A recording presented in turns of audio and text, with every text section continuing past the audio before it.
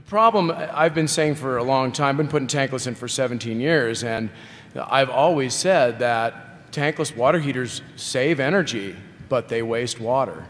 And that is absolutely true in every single case. In every single case. When a tankless water heater is being installed in place of a whole house tank type water heater, what we're eliminating is water being heated constantly. So we're obviously saving therms. That's why they've been doing it in Europe for so long.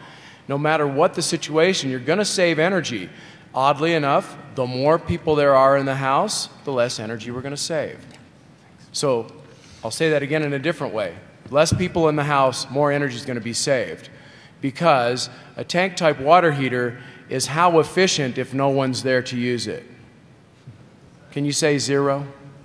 Okay, a tankless water heater is much more efficient because it's only being used when people are there. But the problem is that a tank type water heater does what's called thermal siphoning. The hot water actually will siphon up into the pipes and head toward the fixtures. With a tankless water heater, when it's off, it's dead cold, and that happens all night long and anytime you're not using it. So the solution is to do some type of recirculation. Now, one thing you don't want to suggest to your clients is to put in a constant recirc, because a constant recirc, and that's what a lot of the plumbers are suggesting, putting a constant recirc on a tankless water heater, you just might as well start your car in your garage and leave it running, right? So what we want to do is put on some type of demand recirculator. Metland, Lang, there are a few of them out there, and you have to put in one that actually will work with a tankless water heater. But a demand recirculator, at the push of a button, and they're normally radio controlled, will bring the hot water to the farthest fixture, passing by all the fixtures on the way there, getting them something close to instant hot water, at least after they've pushed the button. If they forget to push the button, they're back to waiting again. But that eliminates the problem of waiting for hot water, because as I mentioned earlier, that really is our final frontier. Water's the next thing to be a real problem. So putting a tankless water heater in is not necessarily a good thing to do if you either A, don't educate your customers about the problem, which is water waste, or B, don't let them know that there is a solution to that water waste.